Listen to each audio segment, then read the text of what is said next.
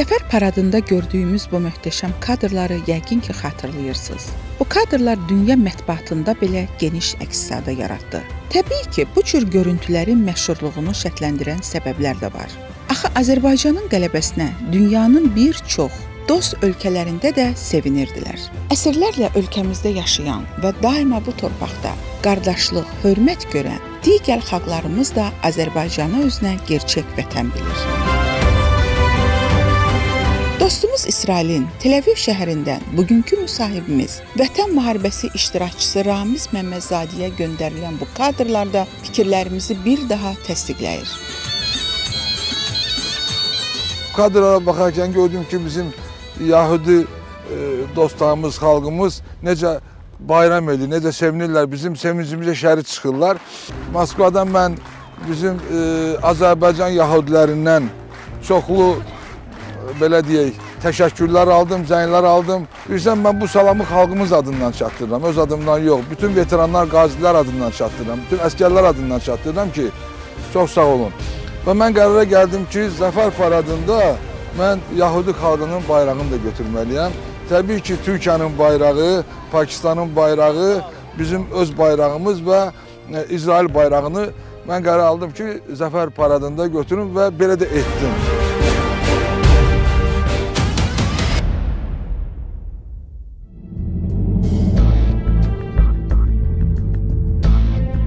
Amansız döyüşlərin baş verdiyi bu yerləri görüncə, müsahibim sanki yavaş-yavaş o günlərə qayıdırdı. Böyük igidlik və qəhrəmanlığa şahid olan hər dağ, hər yamac, elə bil ki, onun döyüşçü gündəliyinin vərəqləri kimi səhifələnir. Addımladığımız hər yol, hər cığır onu nəinki 44 günlük Vətən müharibəsinə, eləcə də illər öncəyə, 1-ci Qarabağ savaşına qaytarırdı.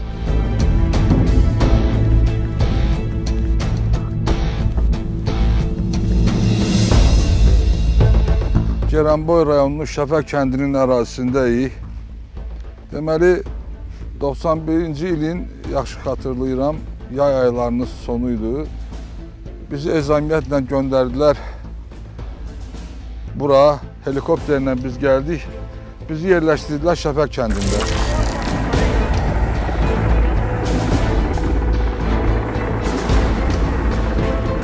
O zaman Milli Ordu formalaşmamışdı. Ona görə Daxili İşlər Nazirliyinin tərkibində xüsusi təyinatlar yaradılmışdı və mən o xüsusi təyinatların kəşfiyyat rotasında fəaliyyət göstərirdim.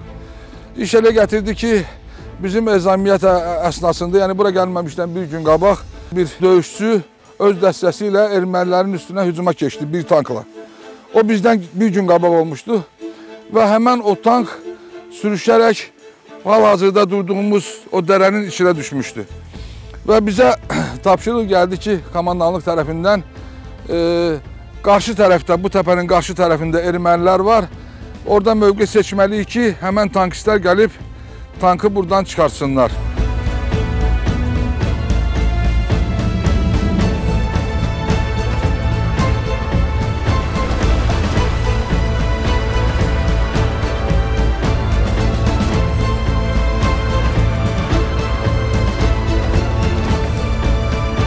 Bu tarixdir. Bu tarixi unutmaq olmaz. Burada uşaqlar canlarını qoyublar. Onların haqqını unutmaq olmaz.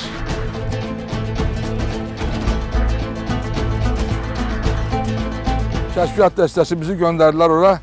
Rəhmətli Azad idi snayper, Akif və mən.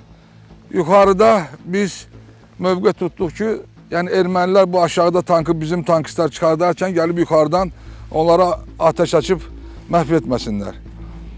Təxminən bir saata yaxın biz orada mövqe tutduq. Sakitçilik idi. Sakitlik olan ərəfədə, arxa tərəfdə indiyə qədər bilməm, indi orada üzümlük durur, yox. Yəni bizim mövqedən bir 150 metr arxa tərəfdə üzümlük idi o vaxt. Kimsə mənə dedi ki, çön arxaya bax ki, mən arxaya çöndükcə gördüm 3 istiqamətdən, düz, sağ və sol istiqamətdən 70-ə yaxın erməni. İndiyə kimi yadımdadır, qara formadaydılar, xaç ürəklərinin üstündə və qollarında. Yavaş-yavaş gəlirlər və başladılar ateş açmağa. Ateş açarkən orada bizim səngərimiz olmadığı üçün yüksəklikdə biz məcbur olduq. Əvvəlcə pulemyotu tulladım, sonra özüm tulladım oradan aşağı. Sapokumun dabanına güllə dəymişdi, onu mən sonradan bildim. 5:45 indiyə qədər yadımdadır və çayın içi ilə biz hərəkət eləyə-eləyə bu istiqamətə gedəndə ermənilərin atdığı minamyot mənim və Akiflə Azadın yanına düşdü. Həmən ərəfədə mən elə düşündüm ki, artıq yəni məni qəlbə tutub, çünki çox yaxınlıqda bir partlayış baş verdi. Gördüm, yox, əl-ayaq yerindədir. Mən bu istiqamətdə yenə də bir neçə addım attım, yenidən minamyot mərmisi partladı və yerli cəmaatdan motosikletlə gəldilər, məni sürütlədilər, qoydular motosikletin içinə və məni çıxartdılar ərazidən, döyüş ərazisindən. Onu mən çox yaxşı xatırlayıram. Allah Azada rəhmət eləsin, snayperimiz idi. O da rəhmətə gedib, şəhidlik zirvəsinə ucalıb. Akif indi sağda, onun bədənində bir 7-8 dənə mərmi qəlpəsi, 3-4 dənə güllə qəlpəsi var. Hal-hazırda yaşayır. Buradan salamlarımı göndərirəm.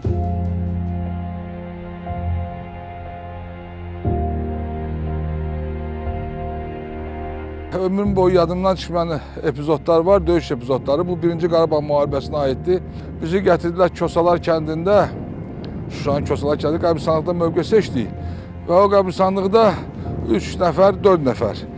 Biz qar idi, qış vaxtı idi. Orada sübh tezdən səhər saat 5 radələrində ermənilərdə belə bir əlamət var idi. Döyüşə gəlməmişdən qabaq canavar kimi, amma canavar sözü onlara yaraşmır, uluyurdular. Həmən o səslər yaxınlaşdıqca biz buraxdıq qabağa və hamımız, dördümüz də birdən-birə həmən istiqamətə atəş açdıq. Biz 1-2 saatdan sonra oraya yaxınlaşdıq. Gördük ki, erməni meydidir. Onun cibindən Livan sənədləri çıxdı və hardasa 45-50 yaşlarında bir, mən deyərdim, muzlu döyüşçüydü. Çünki o erməni vətəndaşı deyildi. Baş Güneypərdə bir hadisə oldu 91-ci ildə. Erməninin, deməli, Prakonun xanımı və 2 dənə uşağı əsir düşdü bizə. Mənə rəhmətli Mahir. Mahir əslən Ermənistanlı idi, Allah rəhmətlə, o sonradan şəhid oldu. Onu biz gətirdik Ağdama. Şükür Rızayev baş prokuroruydu, o vaxt əsir düşmüşdü. Həmən o Şükür Rızayevi əsliyindən o ilə dəyişdilər.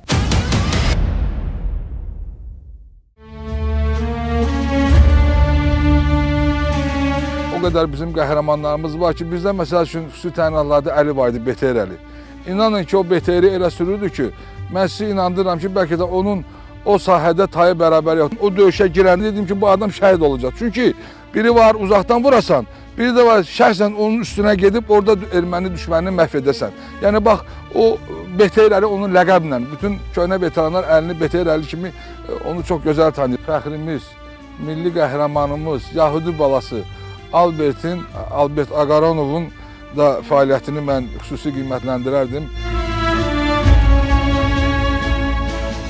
Allah rəhmət eləsin Məhərrəmə, Təvəkkül var idi bizim xüsusi təyinatda, hal-hazırda yaşayır Sumqayıtda. O da çox gözəl atıcı idi qrantamyotdan. Füzuli istiqamətində çox əziyyətimiz olub. Qarazı qəsəbəsinin alınmağında. Xüsusilə İlqar Məmmədov Makedon ləqəbli, onu vurğulayıram. Gedib Araz çayının ortasında kiçicik bir ada deyilən bir yer var, 3 gün orada qalmışdı. Oradan bizə koordinatları verirdi. Demək olar ki, mən Qarabağın bütün Ağdərə, Füzuli, Kəlbəcər, Şuşa, Laçın, bütün istiqamətlərdə mən belə deyək, öz xüsusi təyinatlı dostlarımla döyüş yolumu davam elətdirmişəm. 1-ci Qarabağ müharibəsində biz iştirak eləmişik. Təəssüflər olsun ki, biz nöqtəni qoya bilmədik, torpaqlarımızı azad eləyə bilmədik. Amma mən hesab eləmirdim ki, biz torpaqlarımızı ucuzmuşuq. Mən həmişə deyirdim ki, uşaqlar, hələm bizim bir dairəmiz durur, hələm qarşıdadır. Mən inanırdım. Hansısa bir daxili qüvvə mənə deyirdi ki, bu son dövr biz mütləq torpaqlarımızı almalıyıq və o gündə qismət oldu. Torpaq çörək deyil ki, hər gəlinə kəsib verəsən ki, ala. Buna görə bizim 100 illərdir nəsillərimiz, kökümüz burada şəhid olub, qan töküb. Ona görə bizim mənəvi haqqımız yoxdur ki, bu torpaqları kiməsə verək.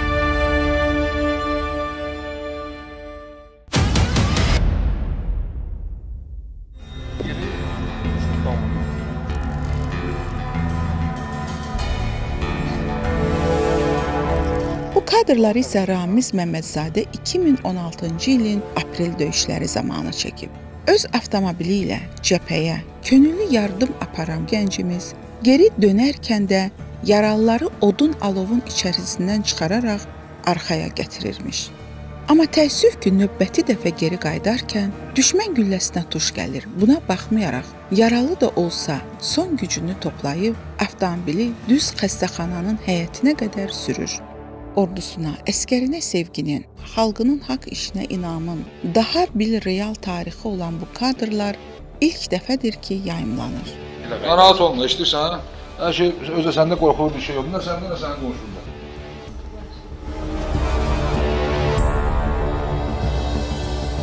Cəmi 3-4 gün çəkən bu döyüşə birbaşa qatıla bilməsə də, həmsöhbətimiz heç olmasa köhnə silahdaşları ilə birgə ön xəttə qədər gedib çıxa bilir.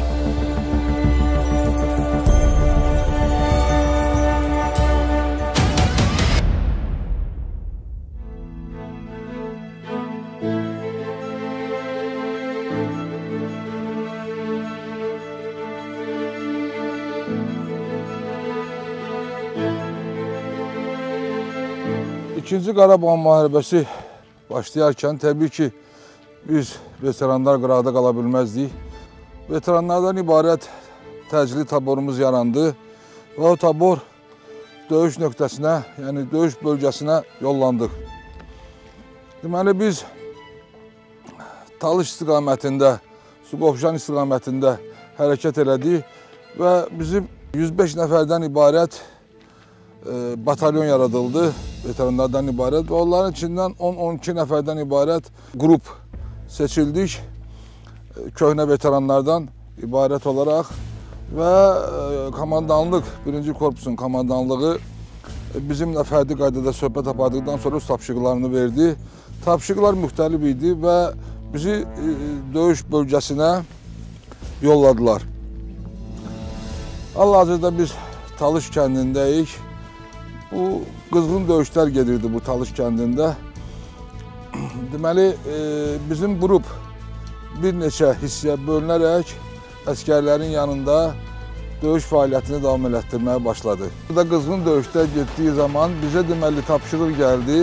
Dastager adlanan burada ərazi var. Həmən Dastagerə belə deyim ki, kəşfiyyat müşahidəsi etmək lazımdır ki, düşmənin orada hansı qüvvələri yerləşdirib. Çünki bu istiqamətdən bizdən qabaq bizim bu döyüşçülər, xüsusi təyinatlarımız buradan düşməni kənarlaşdırmışdı. Buna baxmayaraq düşmənlər yeni mövqe seçib ərazini vururdular.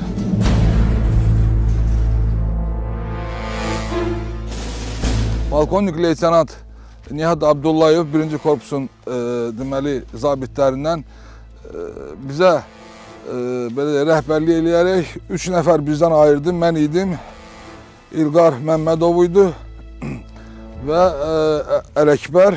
Həmən istiqamətdə biz yollandıq. Və orada yollanarkən təxminən 2-3 kilometr biz piyada yol qət etdik. Ermənilərin orada qəbirstanlığı var. Qəbirstanlığın əhatəsindən keçərək orada bir saat yarım müşahidə apardıq. Bizim müşahidələrimiz deməli lazım olan yerlərə çatdırılırdı və o istiqamətdə bizim döyüşçülərimiz öz fəaliyyətini davam elətdirirdi.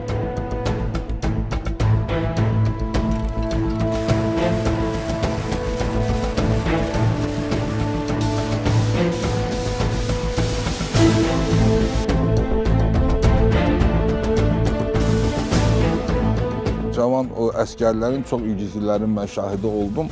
Qəlpə yarası almış, yaralanmış əskərləri, zabitləri gördüm. Onları tərxiyə etmək lazım olduğu halda onlar döyüşdən çıxmaq istəmirdilər. Mən sizi inandırıram ki, əskərlər bir-birləri ilə rəqabətə girmişdi.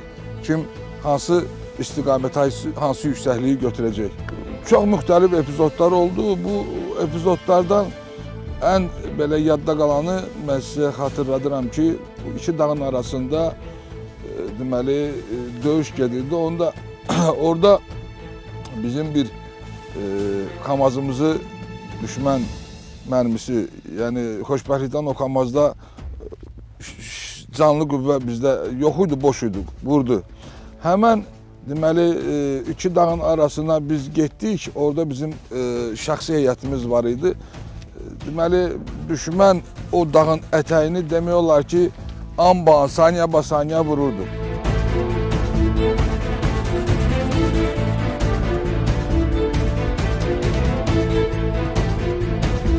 Onların simasından, onların gözündən mən qorxu görmədim. Korpus tərəfindən təyin olunmuş polkovnik leytenant Nihat Abdullayevi da vurğulamaq istəyirəm. Onun da çox böyük zəhməti, çox böyük, belə deyim də, əziyyəti olub. Hal-hazırda bildiyimə görə o artıq tərxis olunub.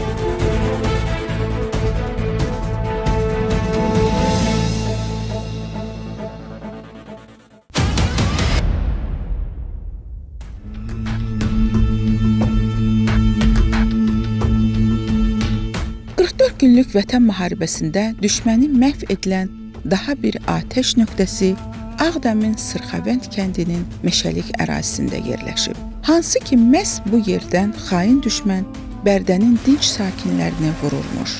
Bu kadrlar düşmənin həmin atəş nöqtəsi məhv edildikdən sonra çəkilib.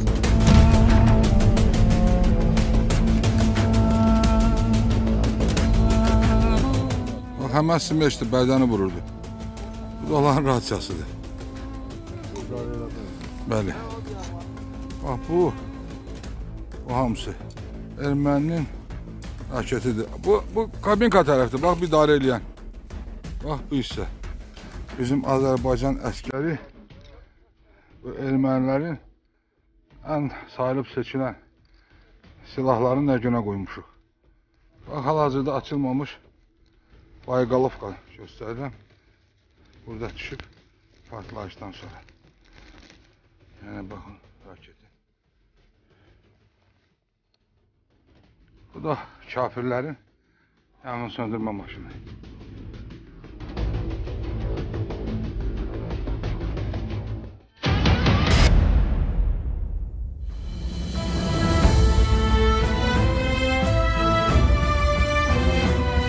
Döyüşçülərə ruh verən bizim xalqımız idi, xalqımızın dəstəyi idi. İnandırıram ki, sizi döyüş ərəfəsində, döyüş gedə-gedə mülki insanlar o qədər yardımlar edirdi ki, biz bunun canlı şahidi olmuşuq. Buradan mən fürsətdən istifadə edib, burada xüsusi olaraq mən bir neçə insanların zəhmətini qeyd eləmək istəyərdim. O da bizim keçmiş veteranımızdır, Mayor Bəşir Əsgərovu da xüsusi olaraq vurğulamaq istəyərdim. Çünki döyüş ərəfəsində onun bura göndərdiyi yardımlar danılmazdı, dəstəyi danılmazdı və onun kimi bir çox insanların burada yardımı oldu.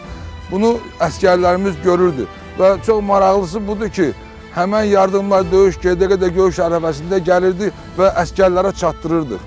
Və əskərlərə də bundan daha da ruh yüksəkliyi əmələ gəlirdi. Onlar da başa düşürdü ki, onlar burada tək deyil, bütün arxasında xalqımız yanıb. Veteranların içində bizim ağsaqqal Mayor Şamil Abdullayev var idi. O da Bərdə rayonundan idi. Onun yaşının hardasa mən deyərdim 70-ə yaxın olmağına baxmayaraq o da vuruşan əskərlərin yanındaydı.